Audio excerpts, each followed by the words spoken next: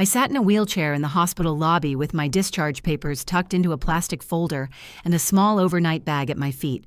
The automatic doors slid open every few seconds, with nurses leaving for shift change, families arriving with balloons, friends greeting loved ones with hugs and laughter. But for me, there was no one. Not my mom, not my sister, not even a friend. 4 days ago, I was wheeled into this building with stabbing pain under my ribs, emergency gallbladder surgery. The surgeon told me it went smoothly. The recovery was uneventful, but it was everything else that hurt more than the incision across my abdomen. My name is Ava Remy. I'm 29, an illustrator trying to make a living freelancing out of my childhood bedroom, which I moved back into last year after losing my job and apartment.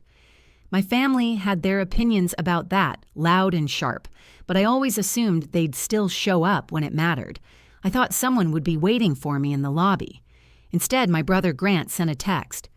"We're changing the locks. Mom said you'll understand." I stared at it for a moment, unsure if I was reading it right. As I was about to reply, another message popped up. "It's for the best." Mom. That one hit harder than the first. They were changing the locks. While I was recovering in a hospital bed, they were packing up the last of my things and making sure I couldn't come home. No explanation, no conversation, just, "It's for the best." I didn't respond immediately. I looked around at the people being picked up. A teenage girl in sweats hugged her dad.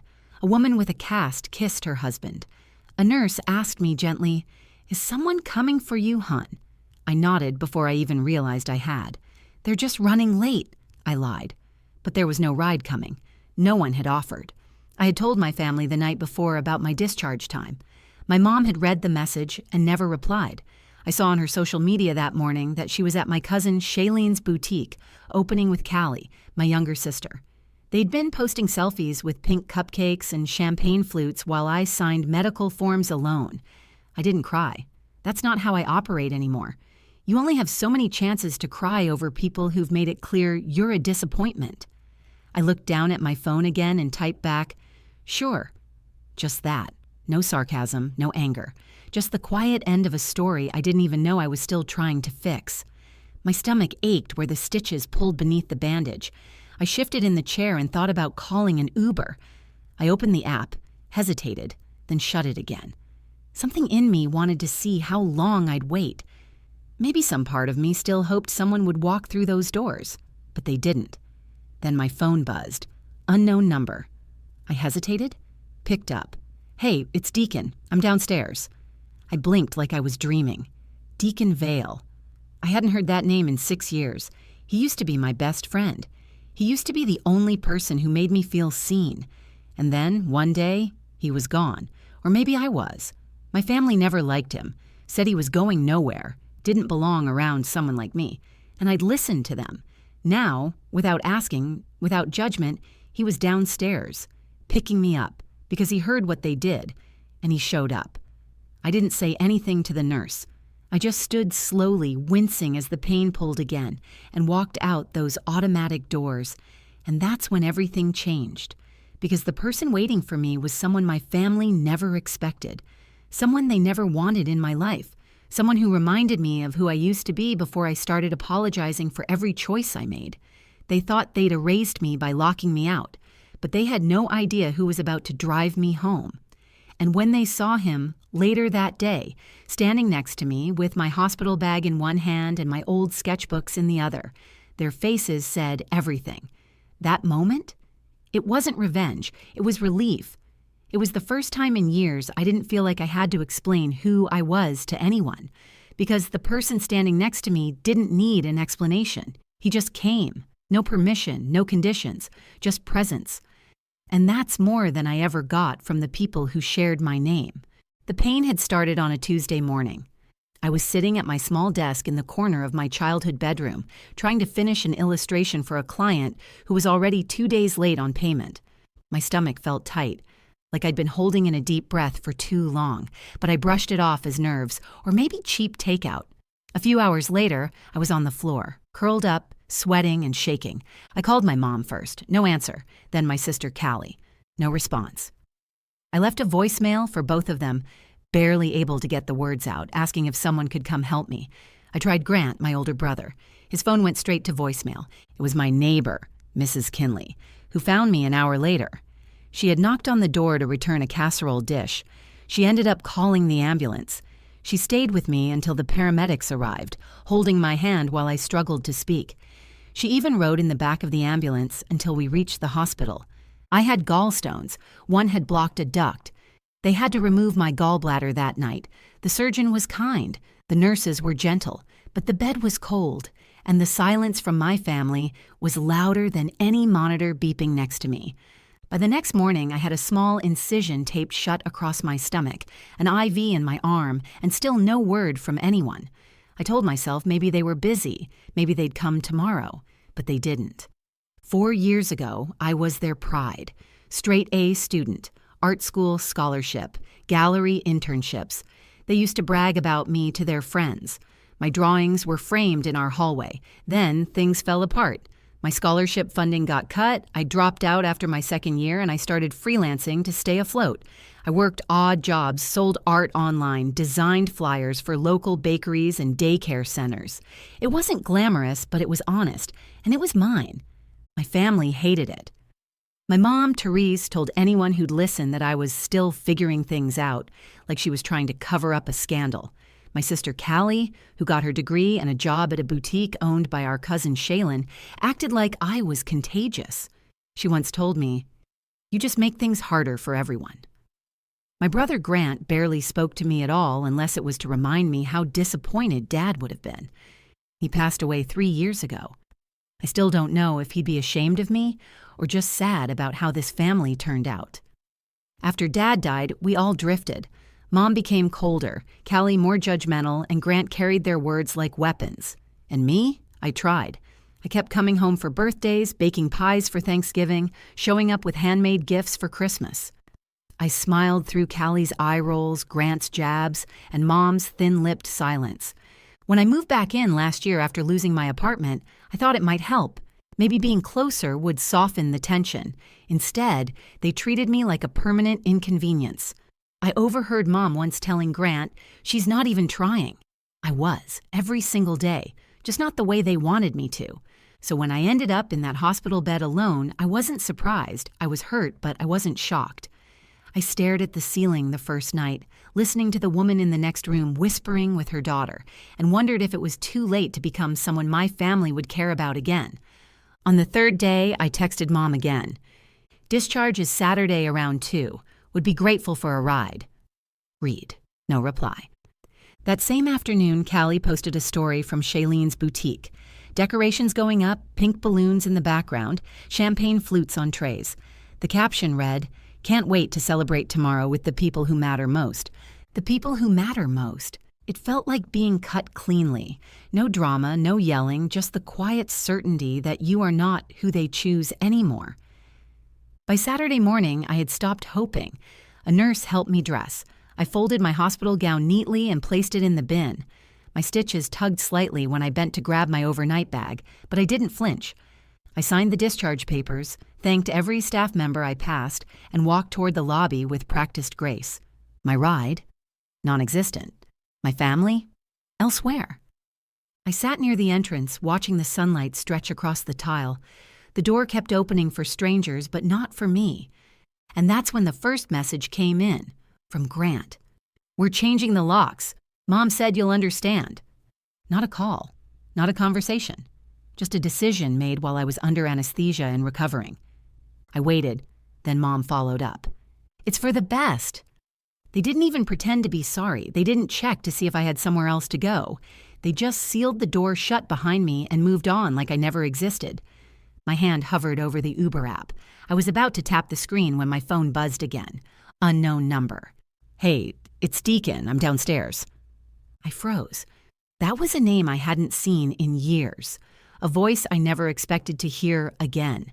But hearing it right then, it felt like someone had cracked open a window in a room where I'd been suffocating. And just like that, everything shifted. I sat on the hospital bench with my bag at my feet and my discharge folder clutched tightly in my lap. It felt heavier than it was, like it carried not just my papers and prescriptions, but the weight of everything I had refused to admit to myself over the past few years. I watched people walk in and out of the sliding doors. Some were smiling, carrying flowers. Others looked tired but relieved, meeting loved ones who waved from waiting cars. A nurse pushed a man in a wheelchair toward the pickup lane where his daughter ran up to hug him. A teenage boy helped his grandmother into a taxi and kissed her cheek. Everywhere around me, people were being received. I was the only one left behind. I glanced at my phone again, still no missed calls, no new messages, just the cold, quiet confirmation that I wasn't a priority. The last message from my brother still hovered at the top of the screen. "We're changing the locks. Mom said you'll understand." I wanted to tell myself it was a mistake, that maybe he was bluffing, but deep down I knew better. My family didn't bluff. They didn't talk in circles or leave doors open. When they made up their minds, they made them hard and fast, and usually without me. They'd been pulling away from me for years, but this was different. This wasn't passive judgment or silent disappointment. This was a final decision. A few minutes later, another notification lit up my screen. "It's for the best. Mom." I stared at those words. Short, final, chilling in how casual they felt. Not a single sentence asking if I had somewhere to stay. Not a moment of hesitation. No warmth. Just the closing of a door I had lived behind for most of my life. I didn't reply. There was nothing left to say. I was out of their house, out of their circle, out of their plans. And as I sat there staring at the wall across from me, I wondered how many times I'd made excuses for them, how often I'd told myself they were just busy, stressed, going through something. I thought about the holidays I still showed up for, even when they barely looked at me. I remembered the birthdays I spent baking cakes they barely touched, the apologies I gave for things I hadn't done, just to keep the peace. And now this was my thank you: locked doors, a silent ride home, a bag of my belongings left out by the garage. They didn't even ask if I had someone to pick me up, because they didn't care if I did. I opened the Uber app again and hovered over the address field, but something in me stalled. I didn't want to go to a motel. I didn't want to ask a friend from high school to crash on their couch. I didn't want to explain what had happened. I didn't want to be pitied. And then, as if the universe had been listening to that exact moment of despair, my phone buzzed again. Unknown number. "Hey, it's Deacon. I'm downstairs." For a moment, I stared at the message, trying to process it. Deacon Vale. The name alone shook loose 1,000 memories. My childhood best friend, the boy who used to sit beside me on the curb drawing superheroes with sidewalk chalk, the young man who taught me how to ride a bike, how to fix a tire, how to say no without apologizing, the person who had always shown up until I stopped letting him. My family hated Deacon, not for anything he did, but for what he represented. He didn't go to college. He didn't come from money. He fixed motorcycles and wore oil-stained jeans. He was confident and kind in a way they couldn't understand, and that terrified them. When I was 22, I stopped calling him. My mom had finally said it to my face. "He's a dead end, Ava. If you keep letting him in, don't expect us to support you." And I, foolishly hoping for their love, let go of the only person who'd never made me feel small. I never told Deacon why. I just faded away, and he let me. Until now. I texted back quickly. "You're here?" "Right outside. Take your time." I stood up, clutching the folder tighter than I meant to. The nurse at the desk gave me a soft smile and asked again if I needed help calling someone. I shook my head and whispered, "He's already here." As I stepped out the automatic doors, the sun felt blinding. I squinted against the light and looked toward the drop-off lane. And there he was, leaning against a matte black pickup truck, arms crossed over his chest, dark jeans, plain gray t-shirt, sunglasses pushed up into messy brown hair. He hadn't changed much, maybe a little broader in the shoulders, maybe a little older in the eyes. But still him, still Deacon. He spotted me instantly and pushed off the truck with a grin that sent something sharp and warm through my chest. "Looks like you could use a ride," he said. I tried to speak, but my throat closed for a second, so I nodded instead. He reached for my bag. "I've got it." And just like that, the moment split in two. Behind me, the cold hospital, the silence of my family, the text that said, "It's for the best." In front of me, Deacon, standing steady, offering nothing but help, no explanations needed. I climbed into the passenger seat, shut the door, and exhaled. For the first time in days, I felt like I had air in my lungs. And as we pulled away from the curb, I knew something had changed, not just around me, but inside me too. Deacon didn't ask questions at first. He just drove. His left hand rested on the wheel, his right on the gear shift, quiet and calm as the hospital disappeared behind us. The hum of the engine filled the silence, but it wasn't awkward. It felt like space, like someone was finally letting me breathe without needing to explain why I was gasping. I kept my eyes on the road ahead, trying to collect the thoughts racing through my head. Everything felt unsteady. My body was still sore, my emotions raw, but something inside me was starting to settle. We stopped at a red light. Deacon glanced over. "You hungry?" The question was simple, but it caught me off guard. No one had asked me that in days. I hadn't eaten much at the hospital, just what the nurses brought and I could stomach. "Starving," I admitted. He nodded and turned left instead of heading toward the main road. 10 minutes later, we pulled into the parking lot of a small diner on the edge of town, the kind of place with faded checkerboard curtains and a neon sign that buzzed in daylight. We sat at a booth in the corner. He ordered pancakes and eggs. I ordered soup and a grilled cheese. The waitress smiled at Deacon like she knew him, and I realized she probably did. When the food arrived, I didn't wait. I took a bite of the sandwich and felt something loosen in my chest.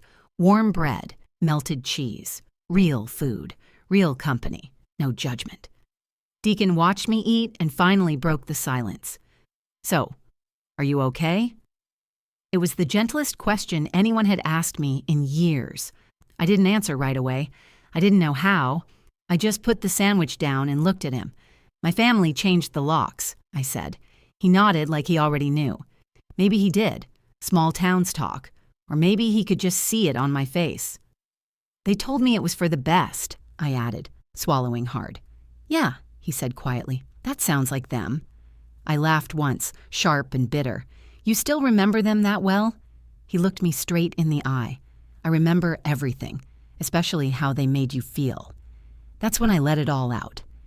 Not the tears, I was done crying, but the truth. I told him about the cold looks, the silent dinners, the way my mom talked about me in the past tense like I was someone who'd failed her long ago.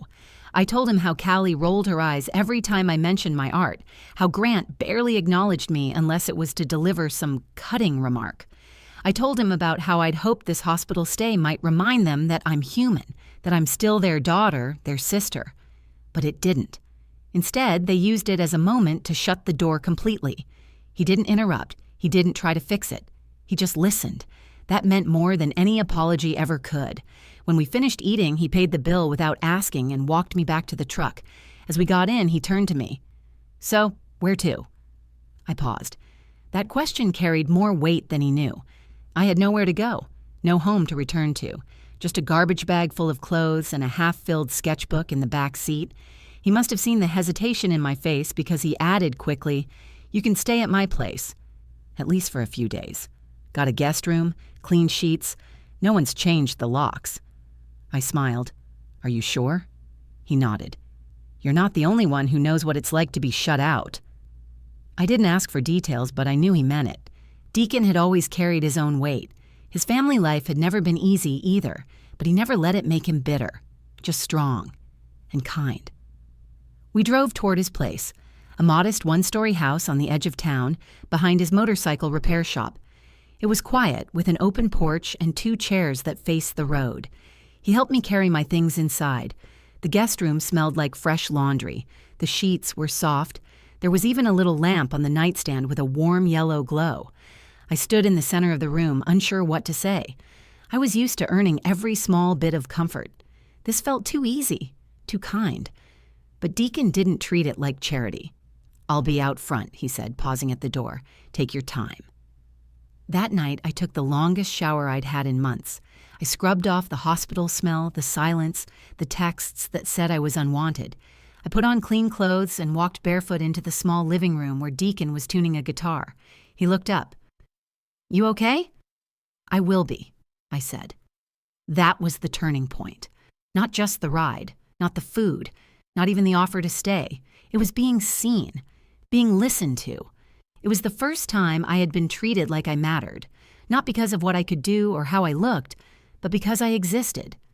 In that small house, with the quiet hum of guitar strings and the scent of laundry and soup still hanging in the air, I realized I didn't need my family's approval to be whole.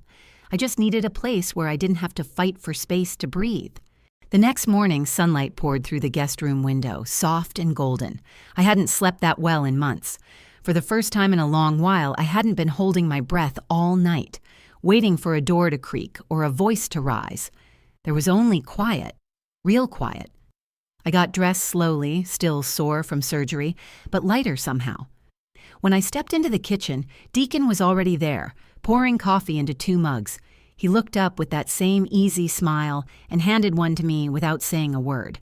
I took it, grateful and still unsure how this man, this person I'd once pushed out of my life, could reappear without blame or question and simply offer care like it was the most natural thing in the world. We ate breakfast on the porch, toast, scrambled eggs, and a bowl of fruit. Nothing fancy, but everything about it felt healing. "Do you want to grab your things from your mom's house today?" he asked gently. I froze. That house wasn't mine anymore. My name might still be on some mail stuffed into the junk drawer, but emotionally, physically, spiritually, I'd been erased. "They said they were changing the locks," I replied quietly. He nodded. "Then let's get your stuff before they do." I hesitated. Part of me wanted to just leave it all behind. Let them have the clothes, the sketchbooks, the framed drawings from high school art shows, the pieces of me they'd boxed away like clutter. But another part of me refused to be shut out like a shadow. I didn't want anything from them. I just wanted what was mine. We drove across town in silence. When we turned onto my old street, my chest tightened. The house looked the same. Blue shutters, white siding, perfect flower beds. It had always looked better than it felt. Deacon pulled into the driveway and parked behind my brother's truck. My pulse quickened. I hadn't told anyone I was coming. I wasn't expecting a welcome, but I wasn't prepared for what happened either. The garage was open. Inside were plastic storage bins and 2 taped-up boxes labeled in black marker, Ava, Art, and Ava, Misk. My childhood was sitting next to a recycling bin like it had been scheduled for pickup. Standing beside the boxes was my mother, wearing her usual pale blue sweater, her arms crossed tight across her chest. Callie stood a few feet behind her, scrolling on her phone. Grant leaned against the house, chewing gum and looking like he had somewhere better to be. I stepped out of the truck, slow and steady. I didn't say anything, just walked toward the garage. As I got closer, my mother straightened up and narrowed her eyes. Then she saw Deacon, who had followed silently behind me. Her face shifted. First confusion, then something sharper. Her voice sliced through the still air. "What is he doing here?" I didn't flinch. "He's helping me take what's mine." "You brought him to our home?" I turned to face her fully. "Number I brought him to your home. Mine doesn't exist here anymore." Callie looked up, visibly uncomfortable. Grant rolled his eyes. No one moved. Deacon walked past me, picked up the first box, and carried it to the truck. My mother's eyes followed him, like he'd just broken a rule she hadn't even said out loud. "You could have called," she muttered. "We would have left it out front." "I did call," I replied. "The day before surgery, the day I asked if anyone could pick me up from the hospital, the day you all chose Shaylin's party instead." My voice didn't rise. I didn't need it to. Grant laughed under his breath. "It's always drama with you." "No," I said firmly. "Drama is throwing someone out without making sure they have somewhere to land. Drama is posting champagne photos while your sister is in recovery. This is closure." I turned, walked back to the truck, and took the second box from Deacon's hands. He looked at me, steady and quiet, waiting to see if I needed him to speak for me. I didn't. As we loaded the last of the bags, my mom stepped forward. "Ava, don't make this harder than it has to be." I looked her in the eye for the first time in years. "It's not hard anymore, it's just clear." She didn't respond. I climbed into the passenger seat and shut the door. Deacon started the engine. As we pulled out of the driveway, I looked straight ahead. No one waved. No one said goodbye. And I didn't either. We drove away slowly, my past shrinking behind me. For the first time, I didn't feel like I had to earn anyone's love. I didn't feel ashamed. I didn't feel broken. I felt free. That moment was never about revenge. It wasn't about proving them wrong or making them regret anything. It was about reclaiming something I'd lost: self-worth, voice, choice. They had seen the worst version of me and walked away. Deacon had seen the same and showed up anyway. That was the difference. That night, I sat on the porch of Deacon's house with my legs tucked under me, a cup of tea in my hands and a blanket draped over my shoulders. The boxes from my mother's garage were stacked in the corner of the living room, unopened. I hadn't touched them. I didn't need to. The things inside didn't define me anymore. I was done asking for space in a house where I was never really welcome. Deacon stepped outside and handed me his hoodie. "You'll get cold," he said simply. I took it, not because I needed it, but because it felt good to accept something from someone who expected nothing in return. We didn't talk much. We just sat and listened to the wind rustling the trees and the distant hum of passing cars. It was the most peace I'd felt in years. In the days that followed, I started to breathe differently. I helped Deacon around the shop, sketching designs for his custom bike clients, painting logos on the side of his trucks. He never treated my talent like a side hobby. He saw it as valuable, real, worth something. One afternoon, I posted a piece of art on my page, a girl sitting on a hospital bench alone, with her bag at her feet. Above her, the words, "You are not unlovable. They just chose not to love you." It spread fast. Messages poured in from strangers, people who had been shut out, left behind, made to feel like less by those who should have protected them. It made me realize how many of us are walking around with invisible bruises, still waiting for someone to say we matter. I didn't need my mother to say it anymore. I didn't need Callie's approval or Grant's permission. I just needed to remember who I was before I started shrinking to fit inside their expectations. The truth is, when someone shows you they're willing to leave you alone in a hospital lobby, they've already made their choice.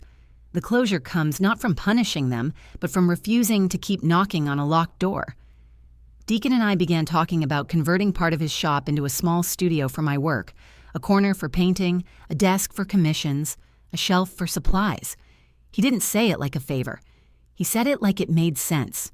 Like my presence there wasn't just tolerated, it was wanted. And that changed everything. Sometimes family isn't who you're born to.